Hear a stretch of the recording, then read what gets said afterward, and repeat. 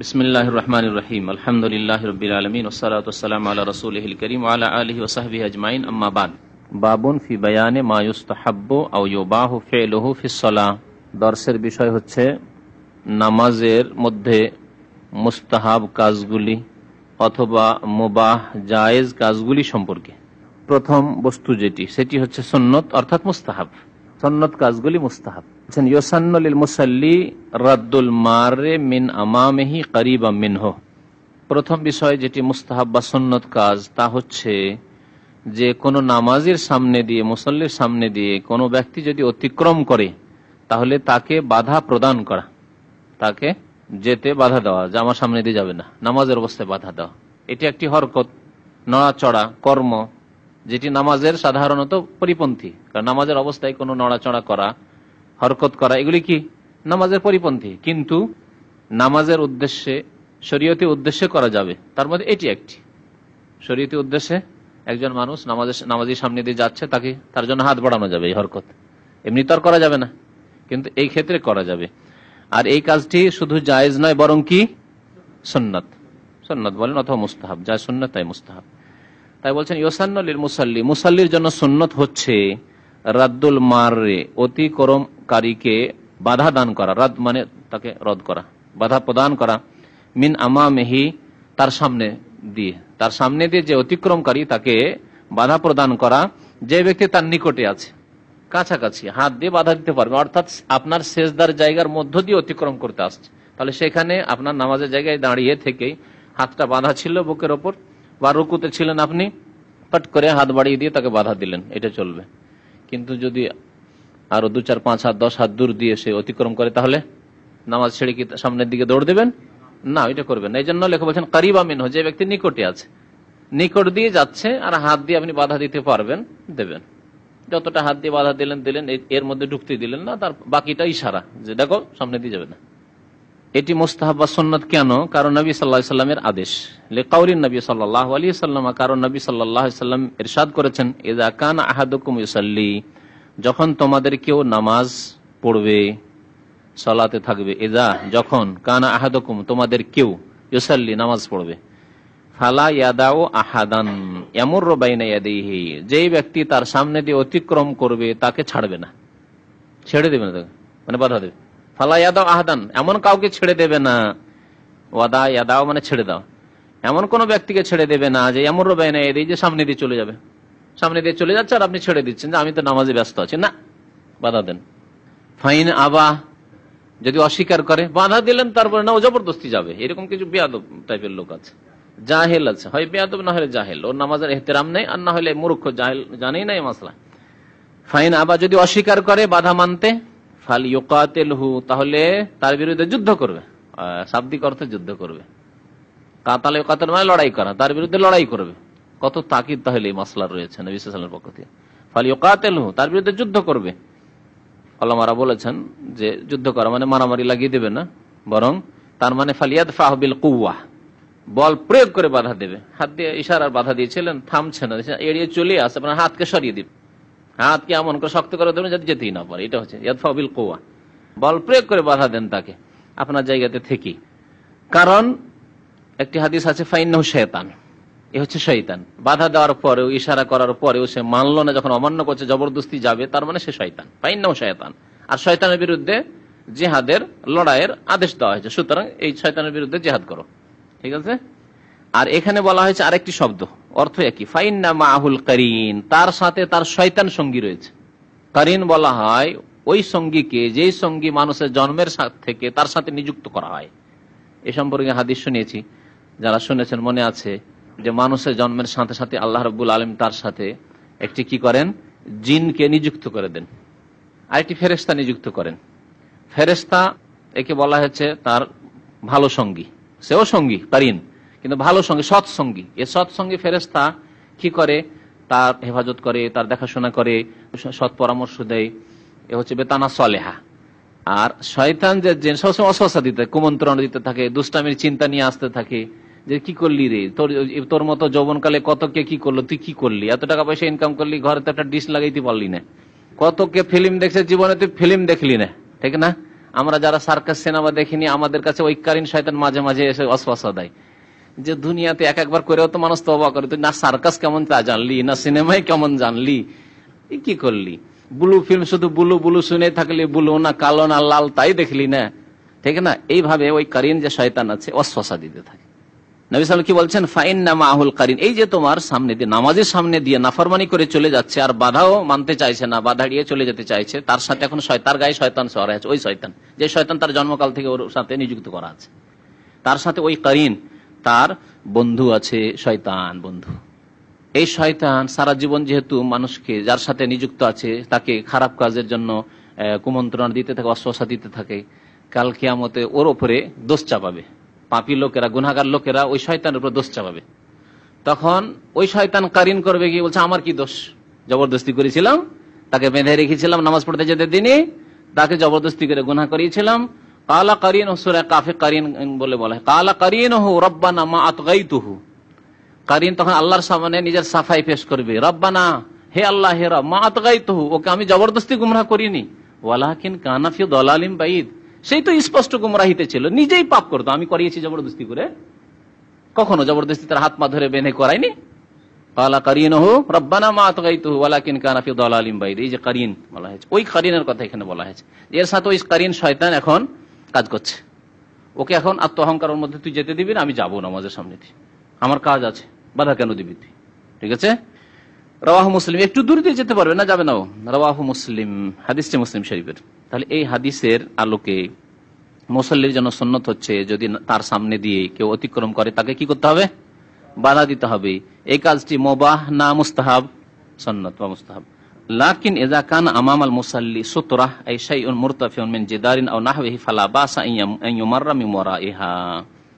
নামাজের সামনে সুন্নত হচ্ছে একটি সূত্রা রাখা। এই আরেকটি মাসলা, নামাজি যখন নামাজ পড়বে তো নামাজের দায়িত্ব হচ্ছে নিজের সামনে কি করা? একটি সূত্রা, মানে আড় দেওয়া, যা কমের পক্ষে 5 হাত হইতে হবে, কেউ কেউ 1 হাত বলেছেন, যেমন লেখক 1 হাত বলেছেন, কিন্তু 5 হাত হইলেও হয়, 1 হাত হইলেও হয়, কারণ যেরকম বলা হয়েছে নবী সাল্লাল্লাহু আলাইহি ওয়াসাল্লাম হাদিসে আসবে হাদিসটি, যে উটের পিঠে যে সওয়ার হতেন সাহাবায়ে কেরামদের যুগে, নবী সাল্লাল্লাহু আলাইহি ওয়াসাল্লামের যুগে, তো উটের পিঠে একটু হেলানা দেওয়ার জন্য বা যে সিটটা আছে তার পিছনে একটা লকড়ি থাকে, সেই লকড়িটা পুরো 1 হাত হতো না, 1 হাতের চাইতে কম, 1 হাতের কাছাকাছি হতো। মিসলা মুআখিরাতির রাহল, যে তোমার বসার সিটটা আছে উটের উপরে, তার পিছনের ভাগে যে একটা লকড়ি আছে, কাঠ আছে, ওই কাঠটার সমান হইলেই হবে, আর সেটা সর্বনিম্ন হচ্ছে 1 হাত, এটা সর্বনিম্ন। তাহলে আধা হাত সূত্রা না চলবে না, 4 আঙ্গুলের উঁচা সূত্রা দেবেন না, কমের পক্ষে আপনার কাছে সূত্র থাকলে 1 হাত, 1 হাত, তার বেশি যত ভালো হবে তত ভালো, উঁচা এরকম সূত্রা দিতে হবে। তাহলে মুসাল্লি নামাজের দায়িত্ব হচ্ছে সূত্রা দিয়ে নামাজ পড়া, আর যে ব্যক্তি অতিক্রম করবে তার দায়িত্ব হচ্ছে যে নামাজের সামনে দিয়ে অতিক্রম না করা, যথাসাধ্য অতিক্রম না করা। আর যেতে হলে দূর দিয়ে যাওয়া, কাছে দিয়ে নয়, বিশেষ করে তার সেজদার জায়গা দিয়ে, যেই জায়গাটি তার নামাজের জায়গা, তা দিয়ে যাওয়া তার জায়েজ নয় অতিক্রম করা। মুসাল্লি যখন সূত্রা লাগিয়ে দিল, সূত্রা বুঝতে পারছেন না, সূত্রা মানে আড়, সূত্রা লাগিয়ে দিল, শরীয়তি সূত্রা যেটা লাগিয়ে দিল, এখন সূত্রার বাইরে দিয়ে যদি কেউ অতিক্রম করে অসুবিধা আছে? এখানে সূত্র আছে আর এটি সেজদার জায়গা, এত দূরের মধ্যে আমি সেজদা করছি, সেজদার জায়গা শেষ হচ্ছে, আর সূত্রা এর মাঝে বেশি ফাঁক রাখতে হবে না, একটা ছাগল অতিক্রম করার সমান সামান্য জায়গা, হয়তো আধা হাত জায়গা রাখতে পারে, খুব বেশি দূরে সূত্রা রাখবেন না, কারণ বেশি দূরে সূত্রা রাখলে অন্য মানুষ যারা অতিক্রমকারী তাদেরকে কষ্ট দেওয়া হবে। সূত্রা দিয়েছেন ওইখানে, ওই পিলারকে সূত্রা বানিয়েছেন, আর এখানে যদি নামাজ শুরু করেন তাহলে মানুষকে বিরক্ত করা, মানুষ অত দূর ঘুরে যেতে হবে, কেন এতটা জায়গা কেন দখল করবেন, আপনি কাছে আসুন, ওয়াল ইয়াদনু মিন, নবী সাল্লাল্লাহু আলাইহি ওয়াসাল্লাম বলেছেন যে সূত্রার নিকটবর্তী হয়ে দাঁড়াও। সূত্রা দিয়ে দেওয়ার পরে তাহলে সূত্রার বাইরে দিয়ে যদি অতিক্রম করে তো কোনো অসুবিধা নাই। তাই বলছেন লাকিন ইযা কানা আমামাল মুসাল্লি, কিন্তু মুসাল্লি নামাজের সামনে যদি সূত্রা থাকে, সূত্রার ব্যাখ্যা করেছেন এই শাইউন মুরতাফিউন, উঁচা কোনো বস্তু, শাই মানে বস্তু, মুরতাফি উঁচা, মিজদারিন তা দেওয়াল হোক, আও নাহবিহি অথবা স্তম্ভ হোক, খুঁটি হোক, আর কিছু হোক, যে কোনো কিছু হোক না কেন, ফালা বাসা আন ইউমাররা মিন ওয়ারাইহি, তাহলে তার পেছন দিক দিয়ে, মানে তারপর যে জায়গাগুলি রয়েছে সেখান দিয়ে যদি অতিক্রম করে তো ফালা বাসা, তাতে কোনো আপত্তি নেই, বাসা মানে কোনো অসুবিধা নেই, আপত্তি নেই। ওয়াকাযা ইযা একটি মাসলা হলো যে নামাজের সামনে দিয়ে তাহলে অতিক্রম করতে আপত্তি নেই, কখন? যদি সূত্রার বাইরে দিয়ে অতিক্রম করে যায়, এক মাসলা। দ্বিতীয় মাসলা হচ্ছে যে জায়গা খুব সংকীর্ণ, জায়গা খুব সংকীর্ণ, আর তাকে এখন ওইখান দিয়ে অতিক্রম করতে হবে, নামাজে দীর্ঘক্ষণ সুন্নাত পড়েই যাচ্ছে, আর ওর প্রয়োজন আছে, বেরিয়ে যেতে হবে। প্রয়োজন বিভিন্ন রকমের, কারো কাজা হাজাত হতে পারে, কারো বাস ছুটে যাচ্ছে, কারো তাড়াতাড়ি আছে, মসজিদে এখন যেতে হবে, কারো দোকানপাট খুলতে হবে, বিভিন্ন প্রয়োজন হতে পারে, আর জায়গা নেই। তাহলে কি করবে? এই ক্ষেত্রেও জায়েজ যদি প্রয়োজন হয় আর জায়গা সংকীর্ণ, অন্য দিক দিয়ে কোনো রাস্তা নেই, আমাকে এখন যেতে হবে। দরজার সামনে নামাজ শুরু করেছে, দরজা শুধু ওখানে, আর ওখানে যদি নামাজ শুরু করে থাকে, সামনের দিক দিয়ে যেতে হবে, আর পিছন দিক দিয়ে কোনো রাস্তা নেই, এইরকম অবস্থায় যেতে পারবে। আরেকটি মাসলা বলছেন, তাই বলছেন ওয়াকাজা অনুরূপ ইজা তাজা এলাল মুরুর, যদি অতিক্রম করার প্রয়োজন হয় কোন ব্যক্তির, লিযিকিল মাকান, জায়গার সংকীর্ণতার কারণে, জায়গা কম আর ওর সামনে দিয়ে যেতে হচ্ছে, নামাজের সামনে দিয়ে, ফায়ামুরু, তাহলে অতিক্রম করবে, ওয়ালা ইয়ারুদ্দুহুল মুসাল্লি, এই ক্ষেত্রে নামাজি ব্যক্তি তাকে বাধা দেবে না। নামাজি ব্যক্তিকে এটা বুঝতে হবে যে এই লোকটি জায়গা নেই, অন্য দিক দিয়ে রাস্তা নেই, আর আমি এমন জায়গায় নামাজ শুরু করেছি যেখানে এখান দিয়ে যেতেই হবে, তাহলে এই ক্ষেত্রে বাধা দেবে না। আপনি জায়গা আসল রাস্তাকে ব্লক করে রেখেছেন, লম্বা সুন্নাত পড়ছেন, মানুষের প্রয়োজন আছে, বিভিন্ন রকমের প্রয়োজন হতে পারে, আর আপনি বাধাও দেবেন না। বাধাই যদি দেবেন তাহলে আপনি নিরাপদ জায়গায় নামাজ পড়েন, যেখানে সাধারণত মানুষের যাওয়ার প্রয়োজন পড়তে পারেন না, অত জরুরি প্রয়োজন হবে না।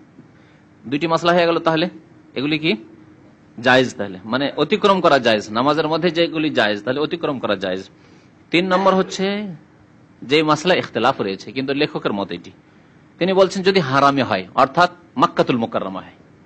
হারাম মানে অনেক আবার মদিনাকে হারাম মনে করে, মদিনা না।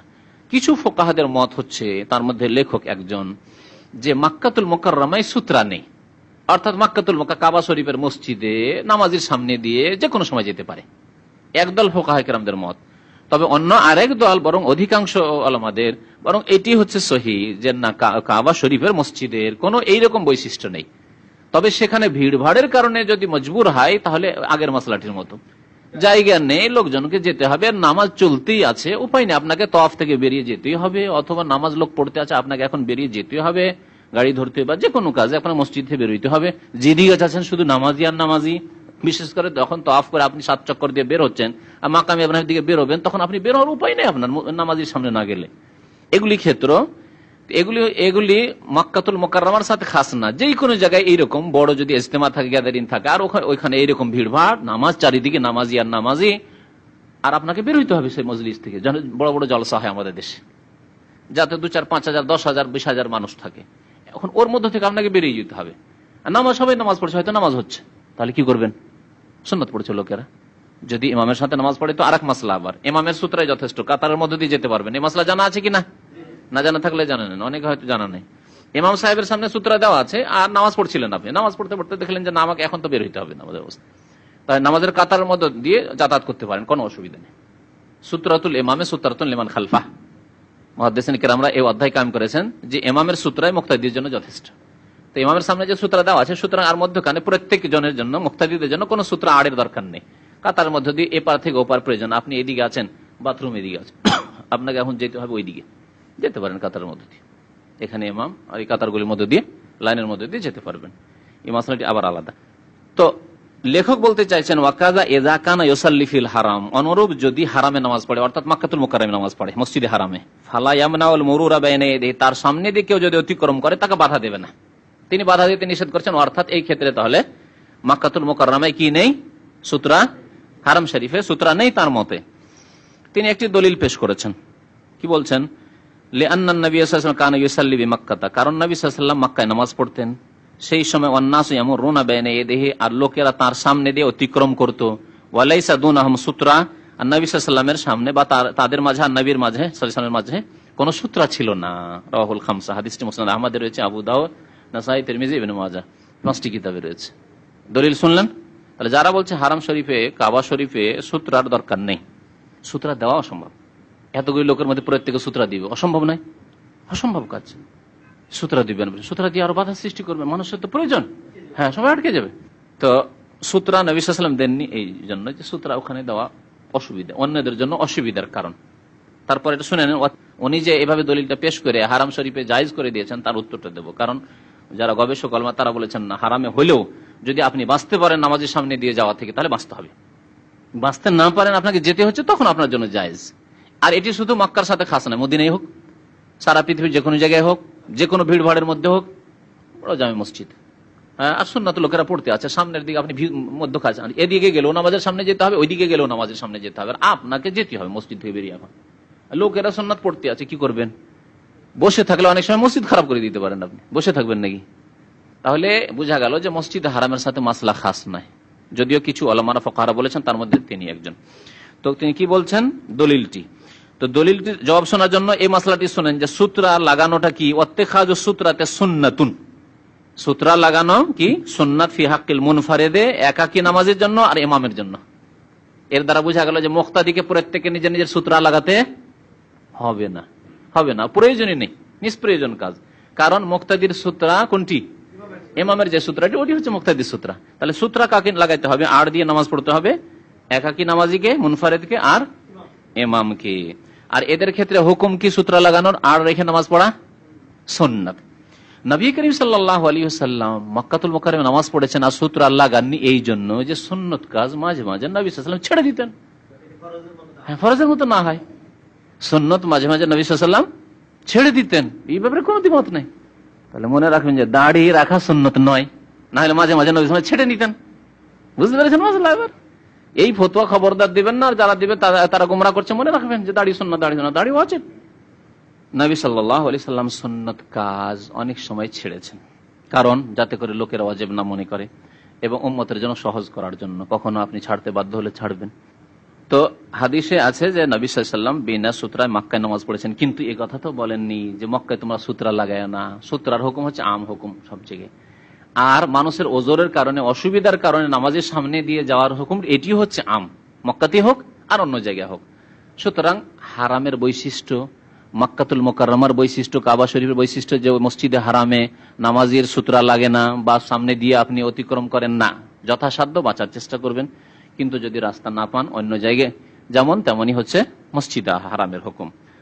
ওয়াত্তেখাযু সূত্রাতে সুন্নাতুন ফি হাক্কিল মুনফারিদি ওয়াল ইমাম, সূত্রা লাগানো ইমাম এবং একাকী নামাজের জন্য সুন্নাত। কি জন্য সুন্নাত? নবী সাল্লাল্লাহু আলাইহি ওয়াসাল্লামের আদেশ, যখন নবী সাল্লাল্লাহু আলাইহি ওয়াসাল্লাম আদেশ করেছেন তখন সুন্নাত। ইযা সাল্লা আহাদুকুম, তোমাদের কেউ যখন নামাজ পড়ে, ফালইউসাল্লি ইলা সূত্রা, সূত্রা রেখে নামাজ পড়বে, ওয়াল ইয়াদনু মিনহা, এবং তার নিকটবর্তী হবে। তাহলে কাছাকাছি হতে পারে, সূত্রাকে দূরে রাখবেন না।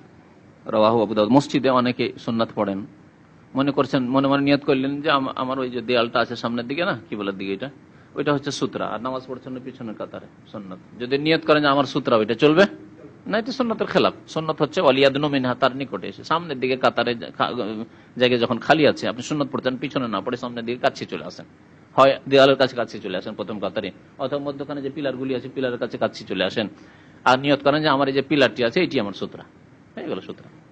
রাওয়াহু আবু দাউদ, আবু দাউদের হাদিস, ইবনে মাজাহর হাদিস, সাহাবী আবু সাঈদ খুদরি রাদিয়াল্লাহু তাআলা আনহু বর্ণনা মিন হাদিস আবি সাঈদ। ওয়া আম্মাল মামুম, মুক্তাদির হুকুম কি? বলেন ফাসুতরাতুহু, সূত্রাতু ইমামিহি, তার সূত্রা ইমামের সূত্রাই, ইমামের সূত্রাই হচ্ছে তার সূত্রা।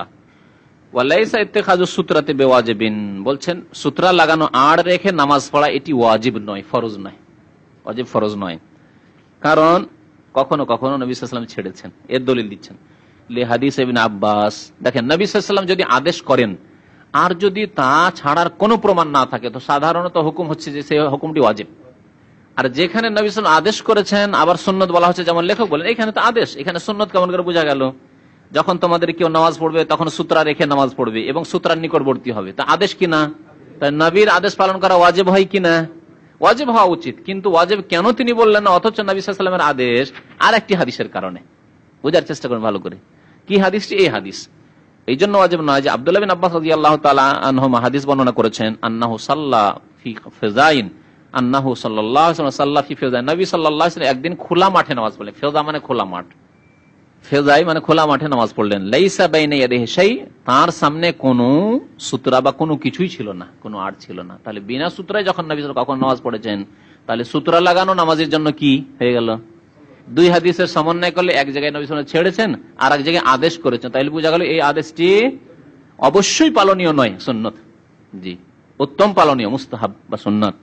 রাওয়াহু আহমদ ও আবু দাউদ, ইমাম আহমদ এবং ইমাম আবু দাউদ রিওয়ায়াত করেছেন। ওয়ায়ামবাগি আন তাকুনা সূত্রাতু কায়িমাতান কামুআখিরাতির রাহলি বা কামুখিরাতির রাহলি, দুই রকম পড়া গেছে।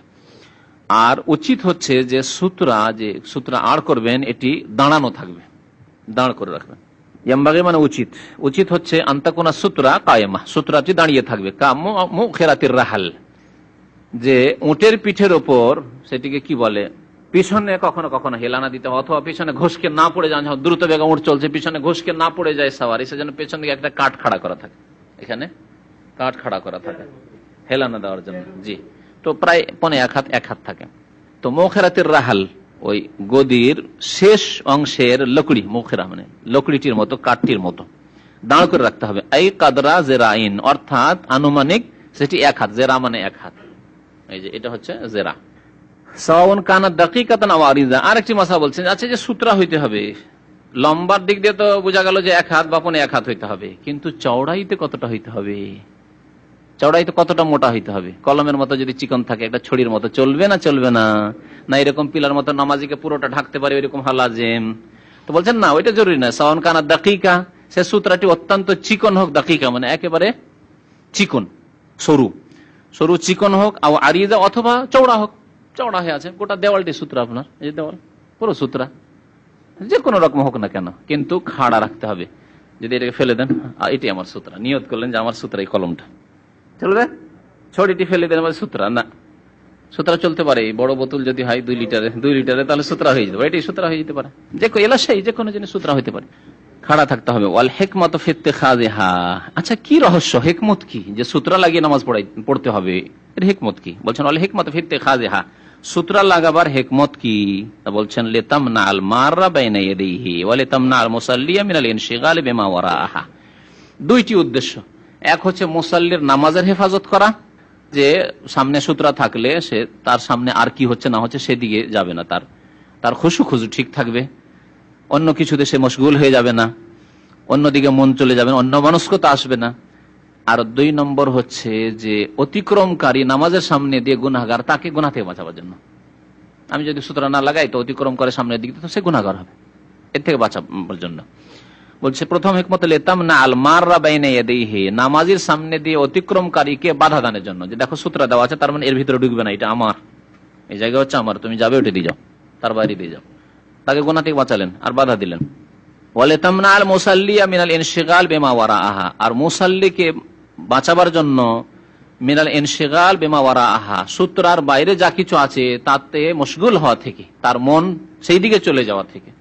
যখন এই সূত্র লাগানো আছে, বিশেষ করে সূত্রা যদি চওড়া থাকে, দেয়ালের সামনে নামাজ পড়েন, তাহলে দেয়ালের বাইরে কি হচ্ছে না হচ্ছে, লোকজন যাতায়াত করছে, সামনে সিঁড়ি আছে যাতায়াত করছে, আপনার ওইদিকে মন যাবে না। কিন্তু সূত্রা না থাকলে আপনি খোলা জায়গায় ওইদিকে হয়তো নজর যাচ্ছে, খুশু নষ্ট হচ্ছে। ওয়াইন কানা ফি সাহরা সাল্লা ইলা শাইইন সাখিসিন মিন শাজারিন আও হাজারিন আসা, খোলা মাঠে আছেন, যেখানে কোনো বাড়িঘর নেই, দেয়াল নেই, কোনো খাম্বা নেই, খুঁটি নেই, কিছুই নেই, খোলা মাঠ, ওখানে কি সূত্রা হবে আপনার? সে গাছ যদি থাকে দেখবেন যে গাছপালা আছে কিনা, যেমন আমাদের দেশে তো যেখানে সেখানে গাছ, মাশাআল্লাহ, গাছই আপনার সূত্রা। এটা গাছের সামনে দাঁড়িয়ে যান মাঠের মধ্যে, আর গাছটাকে সূত্র নিয়ত করেন যে আমার গাছটাই সূত্রা হয়ে গেল। অথবা কোনো জায়গায় পাহাড় পর্বত যেখানে আছে, উঁচা হয়ে আছে পাহাড়টা মনে করলে এই পাহাড়টা আমার সূত্রা, উঁচু হয়ে আছে বালি, চলে যান এয়ারপোর্ট রোডে অনেক জায়গায় বালি উঁচা হয়ে আছে পাহাড়ের মতো, হয়তো ওই বালি উঁচা হয়ে আছে কোনো জায়গায়, সেটাই সূত্র আপনার জন্য। আসা অথবা নরম মাটি আছে, তাতে পুঁতে দিতে পারলেন, একটা লাঠি পুঁতে দিতে পারলেন। নবী সাল্লাল্লাহু আলাইহি ওয়াসাল্লাম লাঠি রাখতেন সাথে, লাঠি রাখার অনেক ফায়দা আছে, হাতে লাঠি রাখা সুন্নাত দুনিয়াবি বহু হিকমতের কারণে, এবং তাদের দিনই ফায়দাও রয়েছে। লাঠি যদি হাতে থাকে তো কুকুর আপনার সাথে শয়তানি করবে না, আর না হলে ঢিলা ঢালা কাপড় আমাদের দেশে যদি পরেন তাহলে খুব মুশকিল। এই জুব্বা পরে যেসব বাইরের দেশে থাকছে কেমন করে, আমাকে তো খুব ভয় লাগে, লম্বা পাঞ্জাবি থাকলেই তো ভয় লাগে, কুকুর লাগে নতুন গ্রামে গেলে, নতুন জায়গায় গেলে। তো হাতে যদি লাঠি থাকে, সুন্নতির লাঠি, যে আমাদের দেশের আলেম ওলামারা ফারেক হইলে মাদ্রাসাতে লাঠি দেয়, একটা লাঠি হাতে থাকলে কুকুর আর কথা বলবে না, কিন্তু চুপ একবারে। আর এতে ফায়দা, নামাজের ক্ষেত্রে সূত্রা বানানো হচ্ছে, ইস্তিনজার ক্ষেত্রে হয়তো শক্ত মাটি, পানি নেই আপনার কাছে, মাটিতে একটু আঘাত করলেন, একটা ঢেল উঠে গেল, মাটি কিছুটা উঠে গেল, শক্ত মাটি, এঁটেল মাটি হইতে পারে, তাতে ইস্তিনজা করা হলো, কুলুক ধরা হলো। মুসা আলাইহিস সালামের কাছে লাঠি থাকতো, তো আল্লাহ রাব্বুল আলামিন মুসা আলাইহিস সালামকে জিজ্ঞেস করছেন, মুজিজা দিলেন ওই লাঠিতেই। আল্লাহ জিজ্ঞেস করছেন মুসাকে, ওমা তিলকা বিয়ামিনিকা ইয়া মুসা, মুসা তোমার ডান হাতে কি? বলছে হে আসায়া, আল্লাহর সাথে কথা বলতে পেয়েছে। আল্লাহ জিজ্ঞেস করলেন তোমার হাতে কি? তো এর উত্তর হচ্ছে কি? লাঠি। যথেষ্ট, এতটাই। যারা অলংকার বিদ্যা সম্পর্কে আলোচনা করেছেন, বালাগাত সম্পর্কে, তারা লিখেছেন যে আল্লাহ মুসাকে জিজ্ঞেস করলেন ওমা তিলকা বিয়ামিনিকা ইয়া মুসা, মুসা তোমার ডান হাতে কি? এর জবাব হচ্ছে যে আল্লাহ, এটি তো লাঠি। যে বলে যথেষ্ট ছিল। তিনি যেই সুযোগ পেয়েছেন আল্লাহর সাথে কথা বলার, কথা বন্ধ না। হে আসায়া আতাওয়াক্কাউ আলাইহা ওয়া আহুশু বিহা আলা গানামি ওয়া লিয়া ফিহা মাআরিব উখরা। একেবারে এত কথা বলেছেন। যেমন একজন মাহবুব, হাবিবের সাথে যদি সাক্ষাৎ হয়, হাবিবের মাহবুবের সাথে, মানে প্রিয় ব্যক্তি একজন কাউকে ভালোবাসে, আর যাকে ভালোবাসে তার সাথে যদি সাক্ষাৎ হয়, কথা বলার সুযোগ পায়, তো যে সুযোগ পায় সেই সুযোগকে হাত ছাড়া করে নাও। এই সুযোগ পেয়েছি কথা বলার, এই সুযোগে সুযোগ, কথা বলেই নি কিছু। তো মুসা আলাইহিস সালাম দেখলেন আল্লাহর সাথে, আল্লাহ মাহবুব, আল্লাহকে সবচেয়ে বেশি ভালোবাসতে হবে, যেমন তার রাসূলকে ভালোবাসতে হবে। তো ইয়াকুন আল্লাহ ওয়া রাসূল আহাব্বা ইলাইহি মিম্মা সিওয়াহুমা, সারা পৃথিবীর সবকিছু চাইতে সবচেয়ে বেশি ভালোবাসতে হবে কাকে? আল্লাহকে এবং রাসূলকে। তাহলেই ওয়াজাদা বিহিন্না হালাওয়াতাল ঈমান, ঈমানের স্বাদ পাবে। মুমিন ঈমানের স্বাদ কখন পাবে? নবী সাল্লাল্লাহু আলাইহি ওয়াসাল্লাম বলেছেন তিনটি, তার মধ্যে এটি হচ্ছে সবচাইতে বেশি ভালোবাসতে হবে আল্লাহকে, সবচাইতে বেশি ভালোবাসতে হবে রাসূলুল্লাহ সাল্লাল্লাহু আলাইহি ওয়াসাল্লামকে। তো মুসা আলাইহিস সালাম তার সম্পর্কে কি বলতে পারেন? কত আল্লাহকে ভালোবাসতেন। সুযোগ পেয়েছে আল্লাহর সাথে কথা বলার, কি এই সুযোগ পায়? কালিমুল্লাহ। এই যেমনই সুযোগ পাওয়া যায়, আল্লাহ তো জিজ্ঞেস করেছেন, হে আসায় আল্লাহ, আমার লাঠি আতাওয়াক্কাউ আলাইহা, যখন আমি ক্লান্ত হয়ে যাই নামাজ পড়তে পড়তে, তখন ভর দিয়ে নামাজ পড়ি, আতাওয়াক্কাউ আলাইহা, তাতে হেলা না দিই। ও আহুশু বিহা আলা গানামি, তিনি ছাগল চড়াতেন। 10 বছর ধরে তো মোহরানায় শুধু ছাগল চড়িয়েছেন, তাই না? সোহাইব আলাইহিস সালামের মেয়েকে বিয়ে করার জন্য। ফাইন আতমামতা আশারান ফামিন ইনদিক, 8 বছর কমপক্ষে, আর যদি 10 বছর পুরিয়ে দাও তাহলে আরো ভালো। তো ঠিক আছে, আমি 10 বছরই করবো, অসুবিধা নেই। তো 10 বছরের মোহরানা, আর আজকাল 1,00,000-2 লাখ টাকা মোহর হইলে আজকাল আপনারা অনেকে যুবকরা অভিযোগ করে, কি করব, দেশে গিয়ে বিয়ে করতে চাইলে 1,00,000-1.5 লাখ টাকা চাই, সস্তায় তো পাই না। 10 বছরের ইনকাম চিন্তা করেন তো। আপনারা যদি সৌদি আরবে 10 বছর ইনকাম করবেন, সব টাকা দিতে হবে।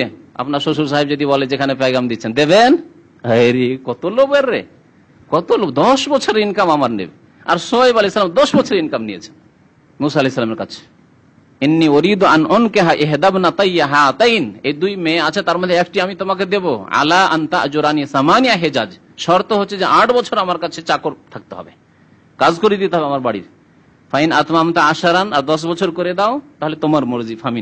ফামিন ইনদিক ওমা উরিদু আন আশুক্কা আলাইক। কি বলছিলাম? যে মুসা আলাইহিস সালাম বলছেন যে আমি এর দ্বারা বকরি ছাগলকে গাছ থেকে পাতা পেড়ে দিতে হয়, মারি লাঠি দিয়ে গাছের ডালে, তখন পাতা পড়ে। আহুশু বিহা আলা গানামি ওয়া লিয়া ফিহা মাআরিব উখরা, আর বহু কাজে লাগে আল্লাহ, এই লাঠি আমার বহু কাজে লাগে। বহু কাজের মধ্যে ইস্তেঞ্জা করার ক্ষেত্রে লাগে, নামাজের সূত্রা বানাবার ক্ষেত্রে লাগে, দুশ্মন শত্রু হাতে একটা লাঠি থাকলে সব সাবধান হয়ে কাছে ঘনিয়ে আসবে, যতই সে মানে সাহস, কিন্তু দেখে জানা রাতে একটা লাঠি আছে রে, কিনা কি করে চোখেই যদি ঢুকিয়ে দেয় তাহলে কি হবে? ঠিক না? ফাইনলাম ইউমকিন গারজুল আসাফিল আরজ, আপনার কাছে লাঠি আছে কিন্তু লাঠি মাটিতে পুঁততে পারছেন না। গারাজা মানে পোতা, মাটিতে গাড়া বা পোতা। ফাইনলাম ইউমকিন গারজুল আসা, লাঠি পোতা যদি সম্ভবপর না হয়, ফিল আরজে, জমিনে। কোন জমিনে? শক্ত জমিনে। ওয়াজাআহু বাইনা ইয়াদিহি আরদান, লেখক বলছেন তাহলে লাঠিটাকে লম্বা করে চড়াতে রেখেই দিবেন। কি করবেন? আপনারা তো যতটা পারবেন তত রেনা করবেন, যখন উপায় নেই তো সামনে রেখে দেন আপনি। এই ফতোয়াটি ইজতিহাদি ফতোয়া, কারণ এই মর্মে লাইন টানার একটা হাদিস আছে জয়ীফ।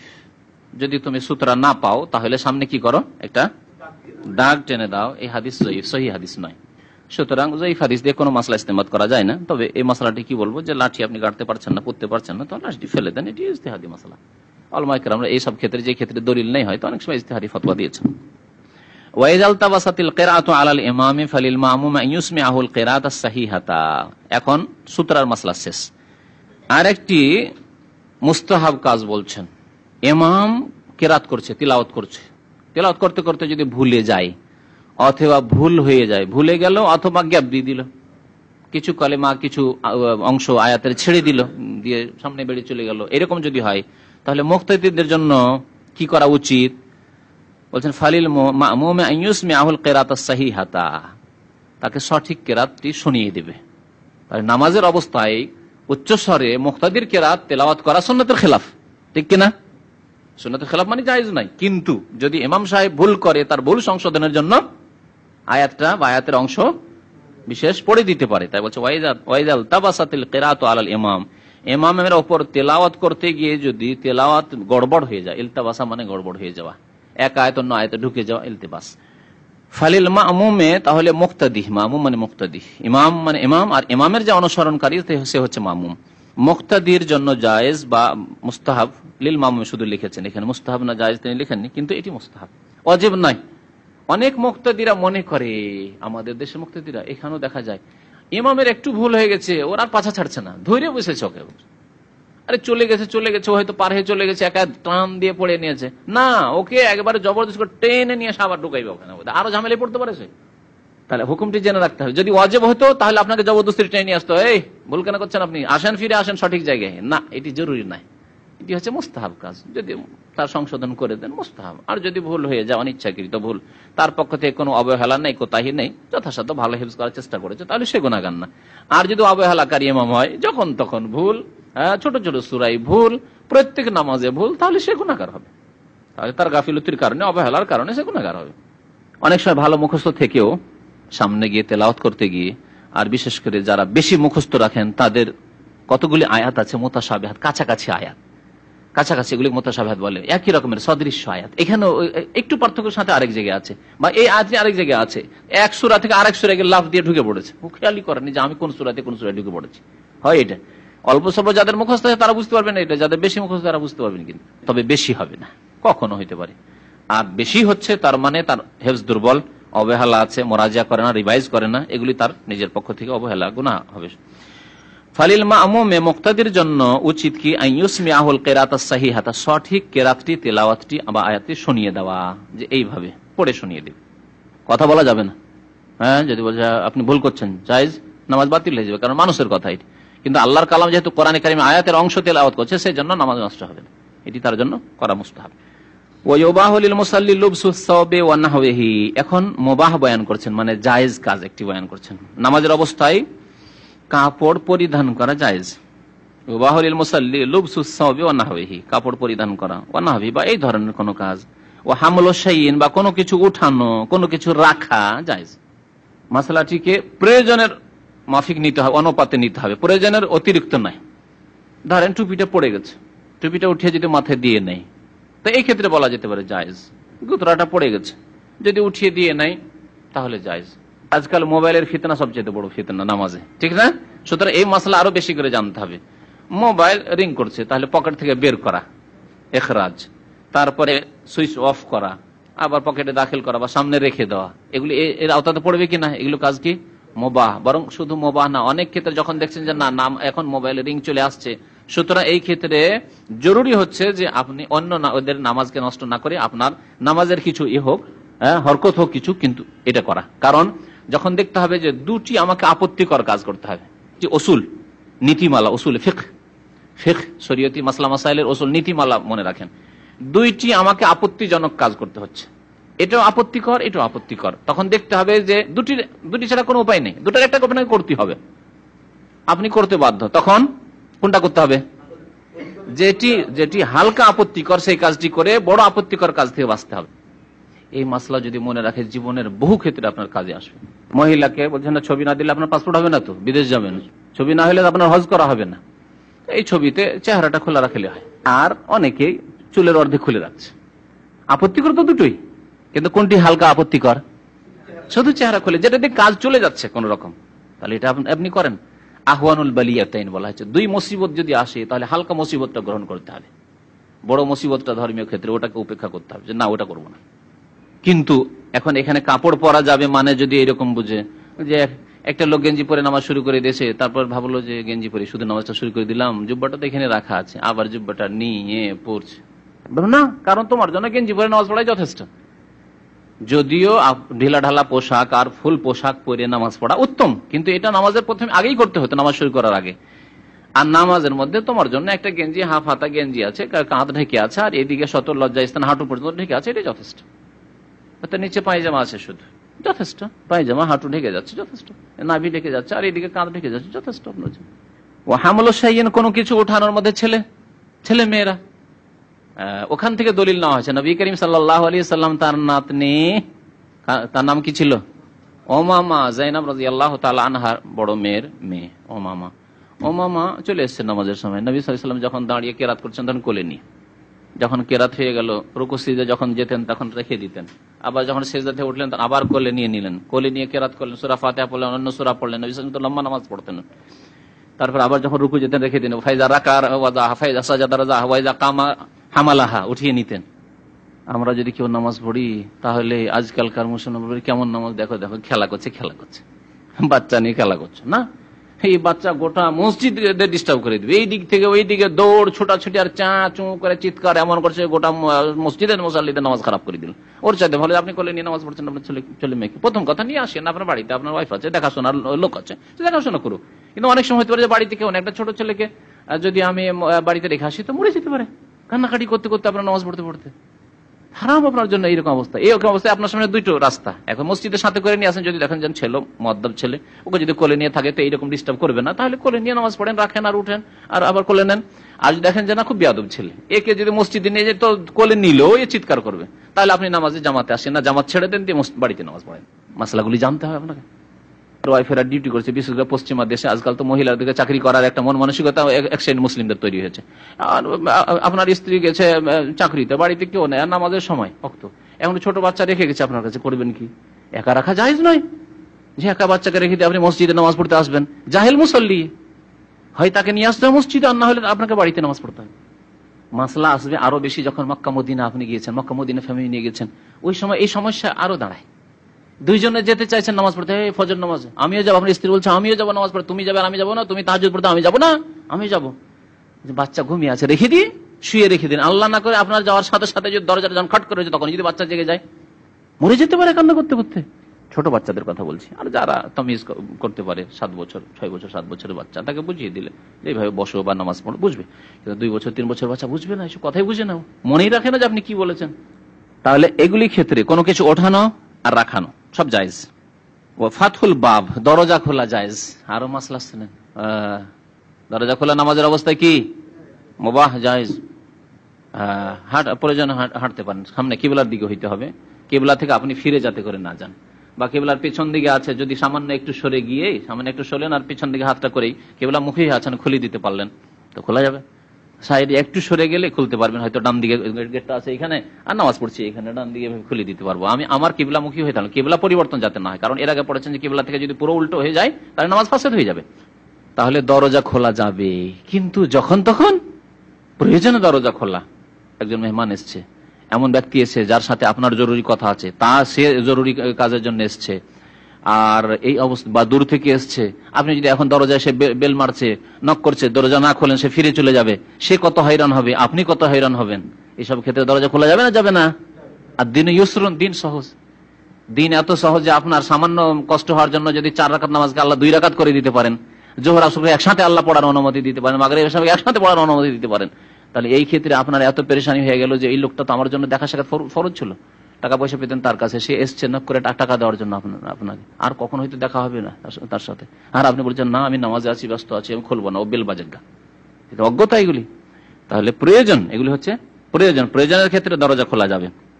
ওয়ালাহু কাতলু হাইয়াতিন ওয়া আকরাবিন, এইরকমই নামাজের অবস্থায় সাপ হত্যা করা যাবে, ওয়া আকরাবিন বিচ্ছু হত্যা করা যাবে, এইরকমই কষ্টদায়ক যে কোনো জীবজন্তু, কষ্টদায়ক যা আপনাকে কষ্ট দিতে পারে বা আপনার আশেপাশে কোনো লোককে কষ্ট দিতে পারে, অথবা আপনার ছেলে মেয়েরা রয়েছে তাদেরকে কষ্ট দিতে পারে, এরকম কিছু।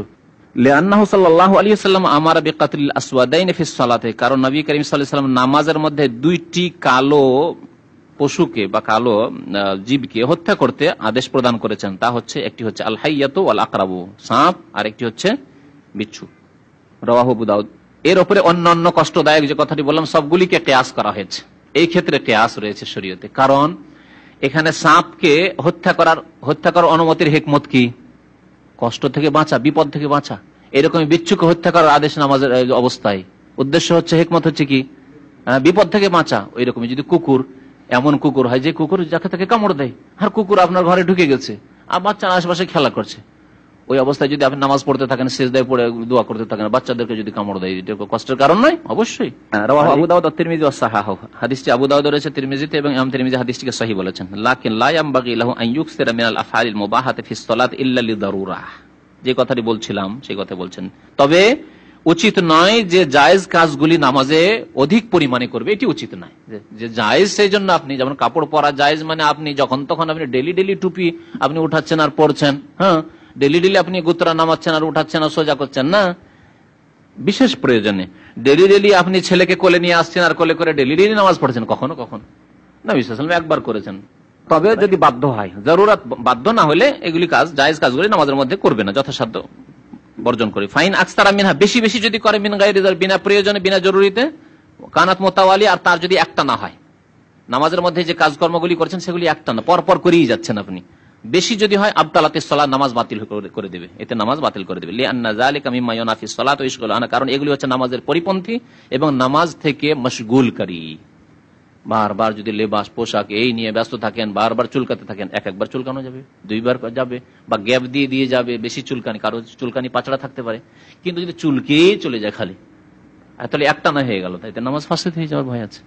ওয়াইদা আরাদা লিল মুসাল্লি আমরুন কাস্তেজানিন আলাইহি আও সাহওয়ে ইমামিহি আও খাফা আলা ইনসানিন আল ওকুয়া ফি হালাকা ফালাহু তানবিহু আলা যালিক। কোন মুসাল্লি নামাজ পড়ছে, আর নামাজ পড়া অবস্থায় কোনো ব্যক্তি তার কাছে অনুমতি চাইছে, তার বাড়িতে, তার ঘরে, তার অফিসে প্রবেশের জন্য অনুমতি চাইছে, আর সে সময় সে নামাজ পড়ছে। এই নামাজ বাড়িতে নামাজ পড়া, সুন্নতে নামাজ পড়ছে। বা কখন হয়তো জামাত ছুটে গেছে, সময় চলে গেছে, বাড়িতেই পড়ছে, জামাত ছুটে গেছে, সময় চলে, তারপরে মসজিদে যাওয়া জরুরি নয়, তো এই জন্য ফরজ নামাজও হইতে পারে। মসজিদে সাধারণত অনুমতির ব্যাপারটি হয় না। মসজিদে কেউ কারো কাছে অনুমতি নিতে জানে, অনুমতি কোথায় নিবে ঢোকার জন্য? আপনার বিশেষ জায়গায়, খাস জায়গায়, যেটি আপনার জায়গা, আপনার বাড়ি, আপনার অফিস, ঠিক না? অফিসের দরজা বন্ধ করে আপনি নামাজ পড়ছেন, অথবা আপনার ঘরের দরজা বন্ধ করে নামাজ পড়ছেন, সেই জায়গায়।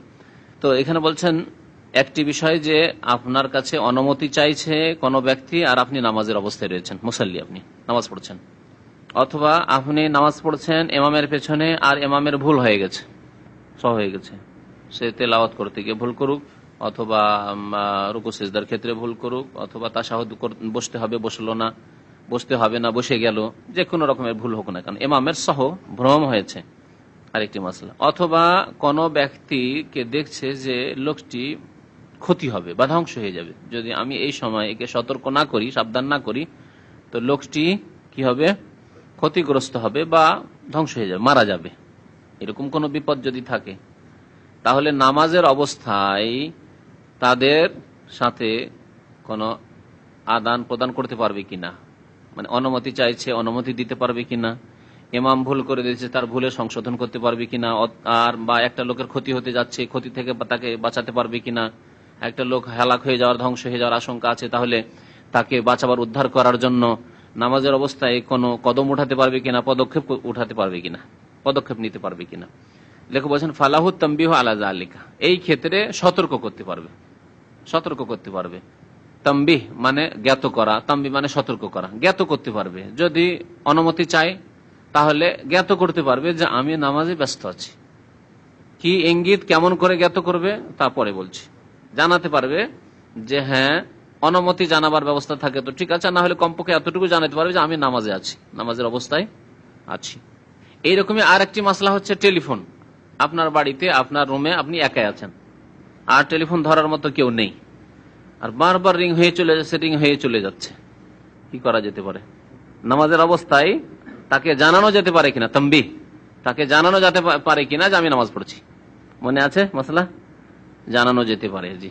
তারপরে কিভাবে জানাবেন তা পরে বলছি। একটা লোক ধ্বংস হয়ে যার, সে বড়ই হোক আর ছোট, বিশেষ করে বাচ্চাদের ক্ষেত্রে এরকম বিপদের আশঙ্কা হতে পারে যে আগুন সামনে আছে, প্রদীপ জ্বলছে, লণ্ঠন জ্বলছে, আর ওই লণ্ঠনের এতে আগুনে হাত দিতে যাচ্ছে, গরম পাত্র রাখা আছে, রান্না করে কিছু রাখা আছে, হাড়ি বাসন রাখা আছে, ওতে হাত দিতে যাচ্ছে বাচ্চা, আর নামাজ পড়ছে, মহিলা নামাজ পড়ছে বা পুরুষ নামাজ পড়ছে, বাচ্চাকে সতর্ক করতে পারে না? তো এসব ক্ষেত্রে সতর্ক করতে পারে। যদি কারো ধ্বংস হওয়ার আশঙ্কা থাকে তাহলে তো তাকে ধ্বংস থেকে বাঁচানো জরুরি, এই ক্ষেত্রে ওয়াজিব হয়ে যাবে, জরুরি হয়ে যাবে। কিভাবে জানাবে? বলছে পুরুষদের ক্ষেত্রে একটি নিয়ম আর মহিলাদের ক্ষেত্রে আরেকটি নিয়ম। পুরুষদের ক্ষেত্রে নবী করিম সাল্লাল্লাহু আলাইহি ওয়াসাল্লাম বলেছেন, একটি আম হাদিস, আত-তাসবিহু লির-রিজালি ওয়া তাসফিকু লিন-নিসা, পুরুষদের জন্য সুবহানাল্লাহ বলা আর মহিলাদের জন্য তালি বাজানো বা তালি দেওয়া। তাহলে কেউ যদি অনুমতি চায়, ওই অবস্থায় পুরুষ লোক কি করবে? দরজা বারবার নক করছে, বেল বাজিয়ে চলে যাচ্ছে, একবার হয়ে গেল, দুইবার হয়ে গেল, তিনবার হয়ে গেল, আপনার নামাজ শেষ হয়নি, দরজা খুলতে পারছেন না, তিনবারের পরে চলে যাবে। বা আওয়াজ দিচ্ছে, তার আওয়াজে বুঝতে পারছেন অমুক লোক আছে, তার আসা জরুরি, আপনার বাড়িতে বা আপনার সাথে সাক্ষাৎ করা জরুরি হয়, তার জরুরি অথবা আপনারই জরুরি, তাহলে তাকে জানানো যাবে। কিভাবে? সুবহানাল্লাহ সুবহানাল্লাহ বললে খুলতে পারছেন আর সুবহানাল্লাহ বলছেন, তার মানে সে বুঝতে পারবে যে নামাজে ব্যস্ত আছে, আমি তার অপেক্ষা করি। বারবার বেল না বাজিয়ে বা ফিরে চলে না যে আমি কি করি, অপেক্ষা করি। কি বলবে পুরুষ লোক? সুবহানাল্লাহ বলবে। টেলিফোনের মাসলা, টেলিফোন বারবার রিং হচ্ছে, সে মোবাইলে হলে তো নামই দেখতে পাচ্ছেন, না নাম আসছে, টেলিফোন না আসছে। আজকাল ইয়েতেও ল্যান্ড টেলিফোনের টেলিফোন অনেক সময় নম্বর আসে, তাই না? ওর ব্যবস্থা আছে, তো নম্বর আসছে, দেখছেন আপনার আম্মা টেলিফোন করছে বা গুরুত্বপূর্ণ টেলিফোন আছে, জরুরি আপনার মালিক টেলিফোন করছে, জরুরি জবাব দেওয়া এখন, বা এরকম যে কোনো ক্ষেত্রে হোক যে টেলিফোন, এই টেলিফোনের জবাব দেওয়া জরুরি। তারপর অনেক সময় আপনার দেশ থেকে টেলিফোন আসছে, যদি জবাব না দেন আপনি 2 দিন 3 দিন চলে যাবে, টেলিফোন লাগাইতে পারেন না, টেলিফোন ঢুকে না বাংলাদেশ। এরকম হচ্ছে না? হচ্ছে না? অনেক সময় হচ্ছে জরুরি টেলিফোন, ওরা টেলিফোন করছে, আপনি জবাব দিতে পারলেন না, আপনি টেলিফোন ঢুকাইতে পারেন না, যে পরে যে জবাব দিয়ে দেবো ফট করে, তাও আপনার এখতিয়ারে নেই। তাহলে এই ক্ষেত্রে টেলিফোনটা উঠিয়ে কি করলেন, সুবহানাল্লাহ মাসলা মনে রাখেন, টেলিফোন উঠিয়ে কি বলবেন, সুবহানাল্লাহ। ব্যাস এইরকমই ইমামের সহ হলে, ইমামের সহর উপরে তো আমল আছে, এই মাসলা জানা আছে যে ইমামের যদি ভুল হয় তাহলে কি করতে হবে, সুবহানাল্লাহ। কিন্তু এই ক্ষেত্রে যে হালাত আছে, আল্লাহু আকবার বলে, পাকিস্তানে মানে উপমহাদেশের মধ্যে যে হালত আছে জাহিল মূর্খদের মধ্যে, নবী সাল্লাল্লাহু আলাইহি ওয়াসাল্লাম তাসবিহ বলেছেন, তারা আল্লাহু আকবার বলবে, অথচ আল্লাহু আকবার কোথাও নেই, না তাদের মযহাবেও নেই, যে হালাত, এটি অজ্ঞতা। এমন কিছুতে হাত দিতে যাচ্ছে, কারেন্টে হাত দিতে যাচ্ছে, বাচ্চা বুঝে না, কারেন্টে হাত দিতে যায়, সুবহানাল্লাহ। যদি ভাবেন যে সুবহানাল্লাহ বললে সে সাবধান হয়ে যাবে, তাহলে সুবহানাল্লাহ বলে যথেষ্ট। যদি দেখেন না সুবহানাল্লাহ দিয়ে কেউ উদ্ধার করা যাবে না, বাঁচানো যাবে না, এই হাত দিয়ে দিবে, বুঝে না, বুঝ, তাহলে ধরতে হবে তাকে, তাহলে হরকত করতে হবে, ধরতে হবে, টেনে নিতে হবে। প্রয়োজনে যদি দেখা যায় না ধ্বংস হয়ে যাওয়ার আশঙ্কা আছে, মরে যাওয়ার আশঙ্কা আছে, তাহলে নামাজ ছেড়ে দিতে হবে এই ক্ষেত্রে, কারণ জীবন বাঁচানো একজন মুসলিমের ফরজ। লেখে বলছেন যে পুরুষ লোক সুবহানাল্লাহ বলবে, অতসাফিকুল মারআতু, মহিলারা তালি দেবে, মহিলারা তালি দেবে। কিন্তু কাফেরদের যেহেতু তালি দেওয়া, এটা যেটা আমাদের দেশের বিভিন্ন অনুষ্ঠানে, রাজনৈতিক অনুষ্ঠানে অথবা খেলাধুলার অনুষ্ঠানে কেউ জিতলো কেউ হারলো শুরু করছে, এটা জায়েজ নয়, হারাম। সুতরাং আপনারা কোনো ক্ষেত্রে, এমনকি ধর্মীয় খুশি হইলেও তালি বাজাবেন না। তালি বাজানো আল্লাহ রাব্বুল আলামিন এর নিন্দা করেছেন, বলেছেন এটি কাফেরদের আচরণ, কাফেরদের আদর্শ। ওমা কানা সালাতুম ইনদাল বাইতি ইল্লা মুকাআন ওয়া তাসদিয়া, কাফেরদের ইবাদত বন্দেগী হচ্ছে তালি বাজানো আর শেষ বাজানো। সুতরাং এটি জায়েজ নয়। আজকাল বহু লোকেরা এগুলি করে থাকে, মুসলমান হয়তো নামাজি, কিন্তু জাহেল, জানে না এটি জায়েজ নয়, করবেন না। এই জন্য তাদের বিরোধিতা করার জন্য কি করতে হবে, মহিলারা তালি দিবে কিভাবে, যে উল্টো হাতে দেবে, এইভাবে তালি দিবে। দলিল কি, যে এইরকম ক্ষেত্রে সুবহানাল্লাহ বলে অথবা তালি দিয়ে মহিলাদের ক্ষেত্রে জানানো যাবে, লিকাউলিহি সাল্লাল্লাহু আলাইহি ওয়াসাল্লাম, কারণ নবী সাল্লাল্লাহু আলাইহি ওয়াসাল্লাম বলেছেন, ইযা নাবাকুম আমরুন, তোমাদের সামনে কোনো যদি কিছু পেশ আসে, তোমরা যদি কোনো সমস্যার সম্মুখীন হও, কোনো সমস্যার, আমরুন মানে সমস্যা, ব্যাপার, কোন সমস্যার সম্মুখীন হও, ফালিয়াসাব্বিহ রিজালু, তাহলে পুরুষরা তাসবিহ বলবে, সুবহানাল্লাহ বলবে, ওয়ালিয়াসাফিহিন নিসাও, আর মহিলারা তালি দেবে। তাসফিক কাফ দিয়ে আর তাসফিহ হা দিয়ে, দুটোর মানে হচ্ছে তালি দেওয়া। এইজন্য হাদিসে তো ইউসাফিহ এসেছে, একই অর্থ। সাফা হাতের তলা, হাতের তলাতে মারো, তা হাতের তলাতে কেউ কেউ এই জন্য তাসফিহ থেকে বলেছে হাতের তলাতে এরকম মারা তো নেই, তাহলে কি করতে হবে, এইরকম অর্থ, অথবা এরকম, এটা তো হাতের তলা হলে একই কথা। মুত্তাফাকুন আলাইহি। ওয়ালা ইউকরাহু সালামু আলাল মুসাল্লি ইযা কানা ইয়ারিফু কাইফা ইয়ারুদ্দু, ওয়ালা ইউকরাহু সালামু আলাল মুসাল্লি ইযা কানা ইয়ারিফু কাইফা ইয়ারুদ্দু, ওয়ালিল মুসাল্লি হিনা ইযান রাদ্দুস সালাম ফি হালিস সালাতি বিল ইশারাতি লা বিল লফজ। এখন বলা হচ্ছে যে নামাজিকে সালাম দেওয়া আর সালামের উত্তর দেওয়া। নামাজি সালাম দেবে না, ঠিক না? তো নামাজিকে সালাম দেওয়া যাবে কিনা? যাবে। তো নামাজিকে যদি সালাম দেওয়া যায়, অথচ সে আল্লাহর সাথে, আল্লাহর ইবাদত বন্দেগীতে মাশগুল আছে, তো যে লোক খাওয়া দাওয়া করছে তাকে সালাম দেওয়া যাবে, যাবে না? তো এগুলি যে হালাত নয় আমাদের সমাজের, যে খাবের অবস্থায় সালাম দেওয়া নেই। আমাকে আমার ছোট খুব তালিব ইলম কালে যখন মাসলা জানতাম না, তখন আমাকে কিছু মুরব্বীরা এরকম একদিন বাধা দিয়েছিল, সালাম আলাইকুম, যেমন আমাদের দেখছেন আব্দুল্লাহ ইজের বয়স, এরকম বয়স ছিল, অথবা 10 বছর এরকম ছিল, দেখেন না অনেক সময় এসে বাচ্চা সালাম দিচ্ছে। তো ওইরকম আমিও খাওয়া দাওয়া করছে লোকেরা, আর খুব বড় বড় লোকেরা বসে আসবে, সালাম আলাইকুম বলে দিচ্ছি আমি, যাই ছেলে সালাম কেন দিলে? আমি তো ভয় পেয়ে গেছি, সালাম কেন দিলে? সালাম দাও, তুমি জানো না যে খাওয়া দাওয়ার সময় সালাম দিতে হয় না? বলছেন ওয়ালা ইউকরাহু সালামু আলাল মুসাল্লি, নামাজিকে সালাম দেওয়া মাকরুহ নয়। আমাদের দেশে বলে নামাজিকে সালাম দেওয়া মাকরুহ, যে খাওয়া দাওয়া করে তাকে সালাম দেওয়া মাকরুহ। আর কয়েকটি জায়গা আছে, মনে আছে জায়গাগুলি? ওদের সময় সালাম দেওয়া মাকরুহ, আর পেশাব পায়খানার সময় সালাম দেওয়া মাকরুহ, কোনটি মাকরুহ নয়। পেশাব পায়খানার অবস্থায় বাথরুমে আছে, জানছেন যে অফিসওয়ালা বা বাড়িওয়ালা বাথরুমে আছে, সালাম আলাইকুম দেন, অসুবিধা নেই। উত্তর দেবে না নাপাক অবস্থা, বাথরুম থেকে বেরিয়ে উত্তর দেবে। নামাজের অবস্থায় যেহেতু আল্লাহর সাথে সে মশগুল আছে ইবাদতে, সেই জন্য উত্তর দিতে পারবে না কথার দ্বারা।